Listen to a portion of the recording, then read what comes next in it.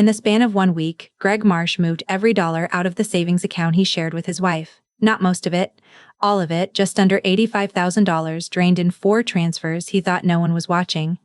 He believed he was cutting Diane off at the knees before he walked out the door for good. He had a new apartment picked out in Dublin, a woman waiting in it, and a plan he was very proud of. He took the money. He never checked who owned the company.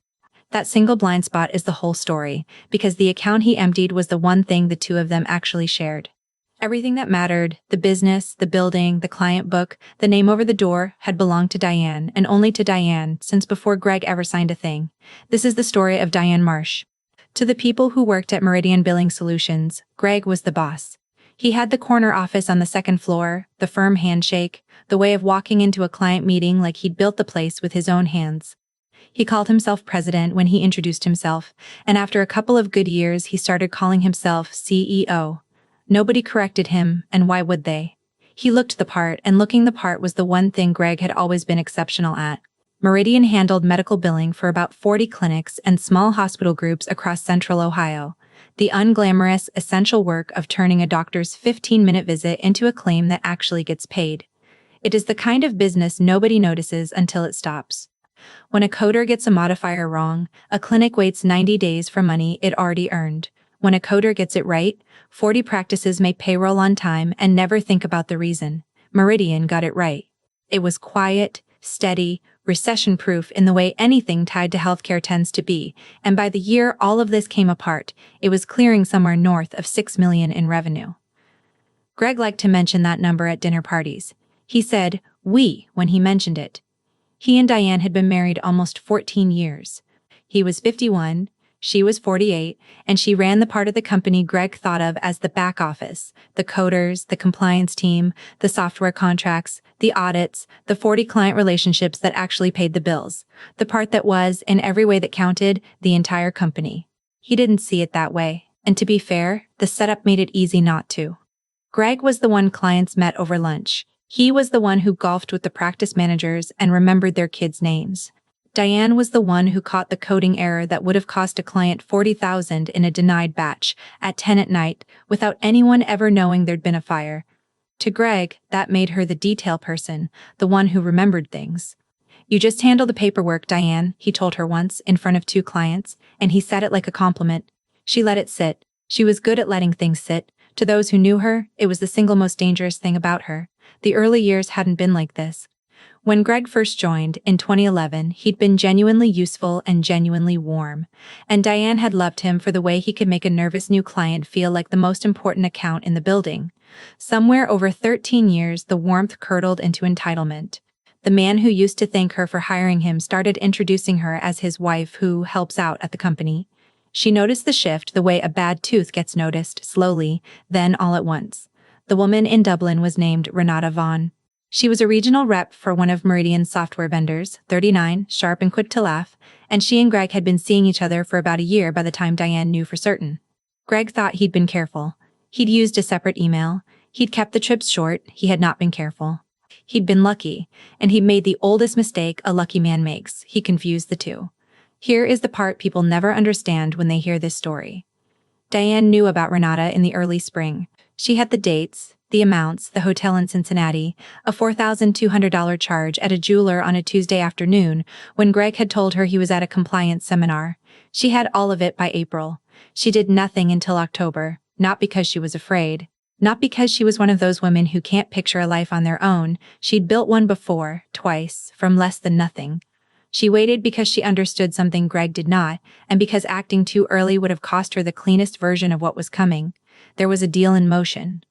A larger billing group out of Cleveland had been circling Meridian for months, doing quiet due diligence on a possible acquisition of Diane's client contracts, the kind of process that puts a hard dollar value on exactly what a company is worth and, more importantly, produces a stack of third-party documents confirming exactly who owns it. Their review was scheduled to close in the fall. If Diane blew everything up in April, in the middle of a divorce, with Greg's lawyer grabbing at anything that moved and clients getting nervous phone calls, the whole thing got slower and muddier and more expensive. Timing wasn't a luxury. It was the difference between a clean cut and a long, bleeding one.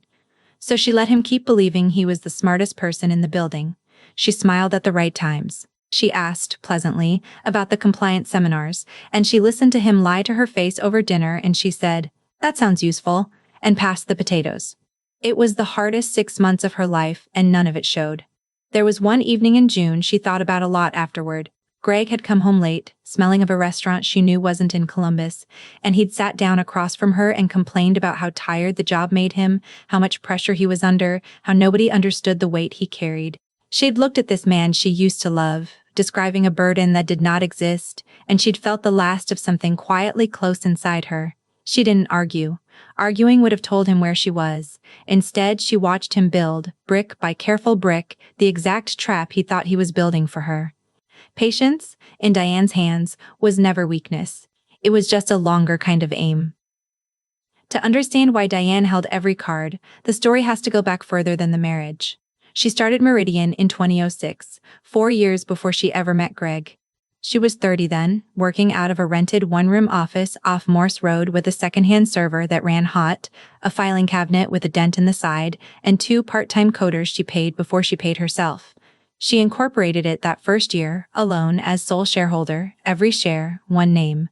Her lawyer at the time was a careful, unfashionable man named Walter Prine, who did wills and small business filings out of a strip mall next to a nail salon. He told her to keep the ownership exactly like that, no matter what, no matter who, no matter how much anyone she loved ever asked otherwise. She took the advice like scripture because she'd already paid tuition for the lesson once. Back in 2004, before Meridian, Diane had co-founded a small medical transcription outfit with a man named Carl Denny.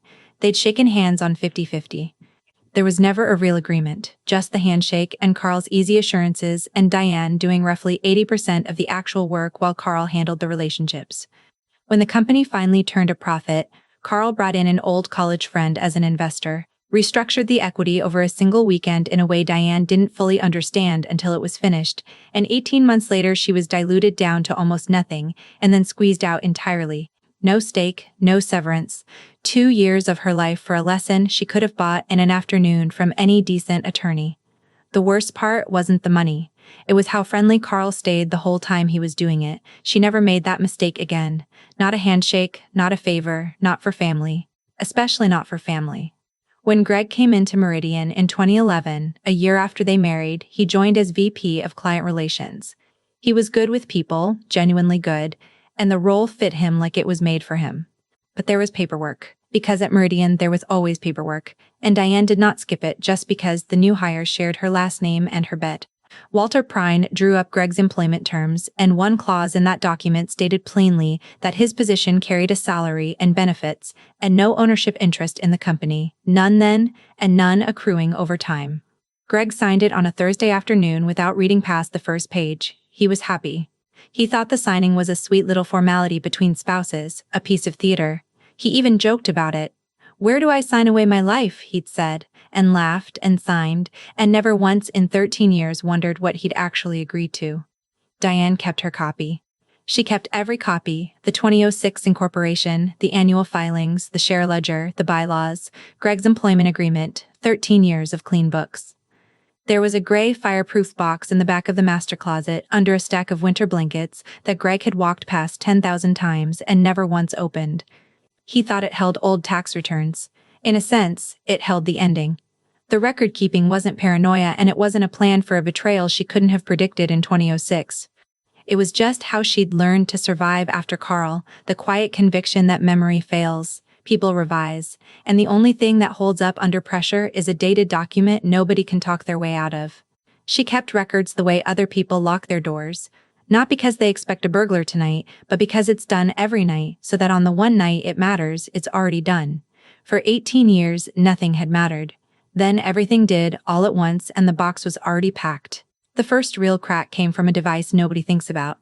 The Marshes had a family iPad, an old one, mostly used for recipes and the occasional movie on a road trip. Years earlier, Greg had signed it into his own Apple account and forgotten he'd done it. So when he texted Renata, when he traded photos with her, when the hotel confirmations and the vendor conference itineraries came in, copies of all of it quietly landed on that iPad, syncing in the background to an account he'd stopped thinking about somewhere around 2015. Diane didn't hack anything, she didn't install a thing. She picked up a tablet that lived in her own kitchen, in her own house, that she co-owned outright, and there it all was. A year of it, in order, with timestamps. She read it once, top to bottom, on a Sunday afternoon while Greg was at the gym. Then she set the iPad back on the counter exactly where it had been, screen down, and made herself a cup of coffee in the loud old Cuisinart that ground the beans like it had a grievance. She did not cry at the counter. She got a notebook, a plain black one from the office supply closet, and she started writing down what she'd seen, in dates, because dates hold up and feelings don't. The second round was money, and money left a cleaner trail than any text ever could. Over that summer, Greg got comfortable, and comfortable men get sloppy. He stopped hiding the Cincinnati tricks behind seminars and started hiding them behind client dinners, billed to the company card, which meant, without ever realizing it, that he was documenting his own affair on Meridian's books, inside a system Diane's compliance team audited every single quarter. She watched the expense reports come through the normal pipeline: a steakhouse in Cincinnati, a jeweler, a boutique hotel, all coded as client development, all approved by her without comment. Every charge was a brick she didn't have to lay herself. She just filed them, quarter after quarter, and kept the notebook current. Once, in August, he nearly caught it. She'd been reviewing a card statement at the kitchen table when he came in from the garage, and something in her stillness, too still, too even, made him stop in the doorway. "You okay?" he asked. "Long day," she said, and turned the page and asked whether he wanted the leftover chicken. He let it go. He was, by then, very used to Diane being the quiet one, and it never occurred to him that quiet could be a strategy instead of a temperament. While Greg spent the summer building his exit, Diane spent it building her defense, calmly, methodically, on office hours, so nothing looked out of place. In July, she'd sat down with Priya Anand in a conference room 3 floors above a coffee shop downtown and laid the whole file on the table: the affair, the money, the marriage, the company. Priya read it the way surgeons read a chart, and when she was done, she asked only one question that mattered: who holds the client contracts? Diane slid over a folder. Every one of Meridian's 40 client agreements was signed with Meridian Billing Solutions, the corporation, not with Greg Marsh, not with any individual, and Diane was the sole authorized signatory on all of them. Greg's relationships were real, but they were warmth, not law. Warmth does not survive a signature page. There was a moment that August that told Diane everything she needed to know about how the split would actually land. A practice manager at one of the bigger clients, a no-nonsense woman named Sandra Okafor, who ran a 6-doctor group in Westerville, called the office in a panic over a batch of denied claims, $40,000 hung up in a payer's system over a single miscoded modifier. Sandra asked for Greg, the CEO. Greg was in Cincinnati. The call rolled to Diane, who pulled the batch, found the error in about 20 minutes, refiled it, and had the money moving again by the end of the day. When it cleared, Sandra called back to say thank you, and then she said the thing Diane carried with her into every hard week that followed: "I don't know what Greg does over there, but you're the one who saves us." Diane wrote that down too, though not in the notebook. She just kept it. By September, she had quietly confirmed what had always been true on paper: the bank signatory authority, the payroll administration, the vendor logins, the software master accounts.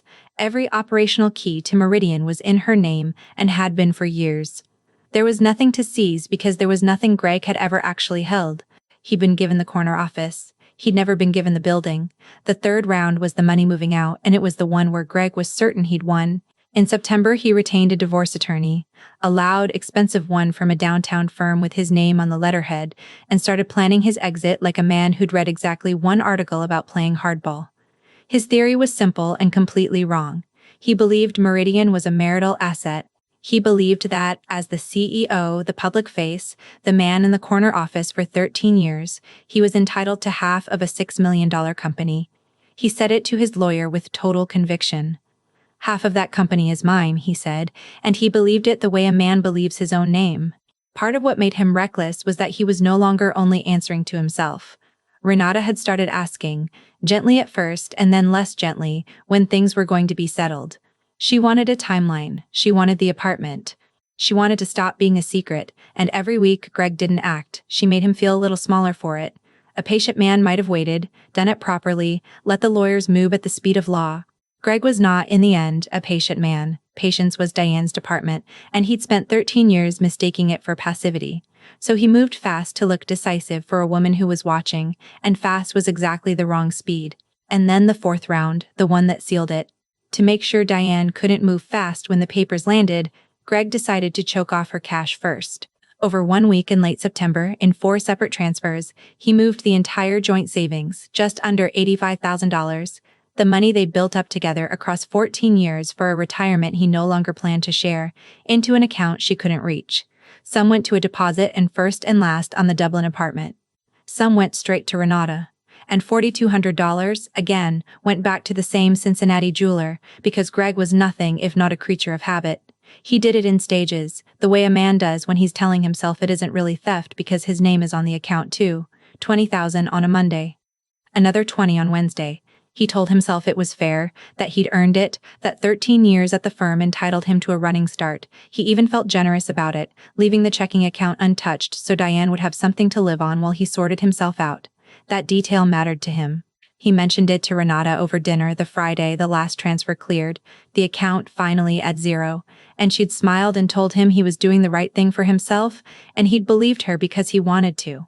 What he never considered, not once in a full week of moving money, was that a bank produces a record of everything it does. 4 transfers, 4 dates, 4 confirmation numbers, every dollar leaving a shared marital account and landing somewhere a court could follow.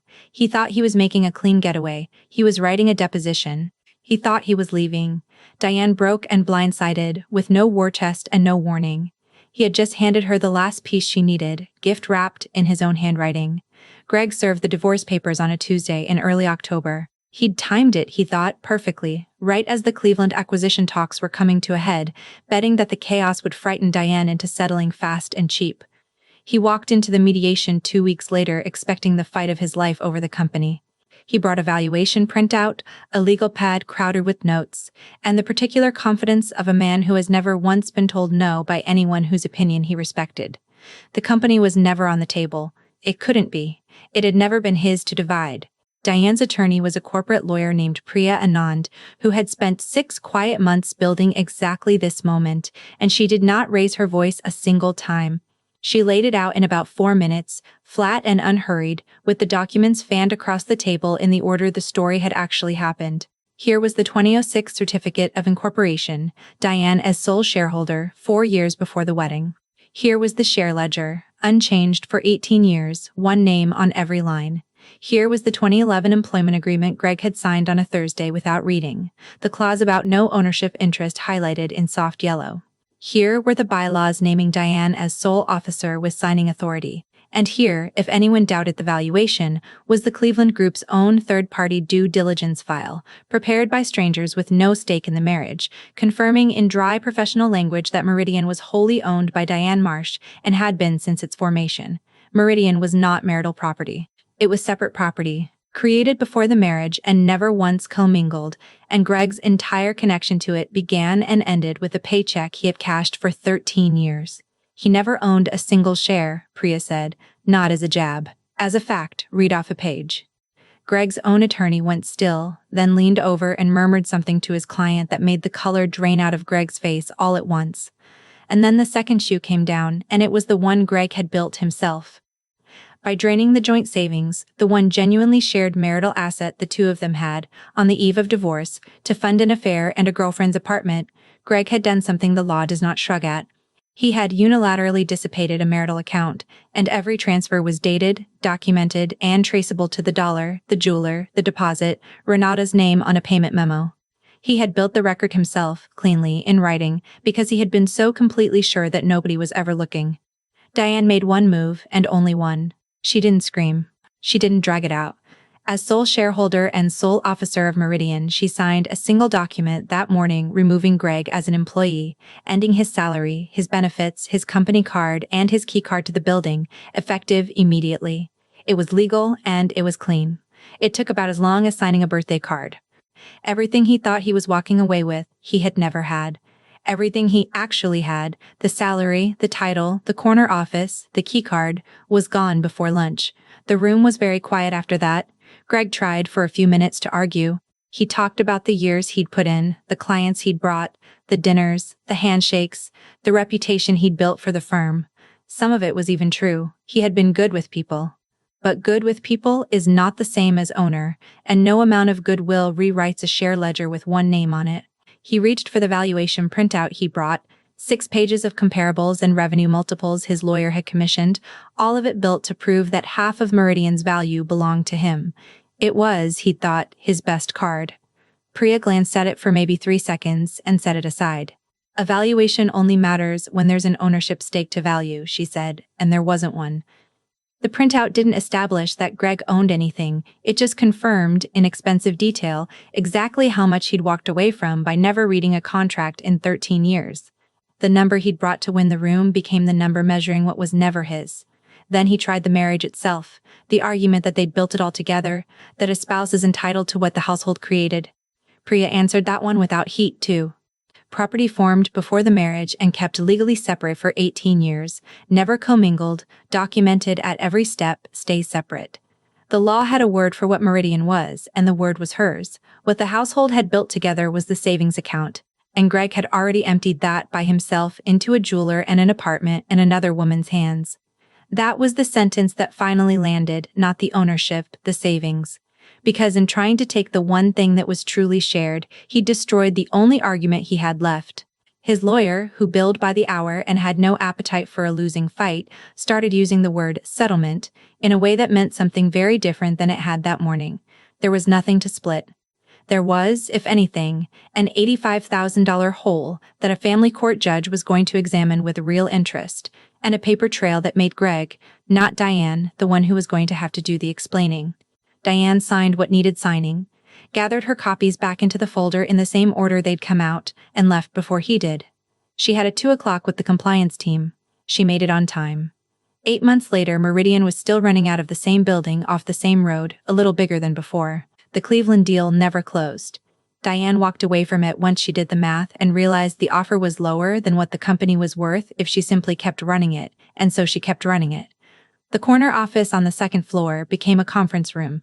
Nobody called anybody CEO anymore. They didn't need to. Greg moved into the Dublin apartment, though not for long.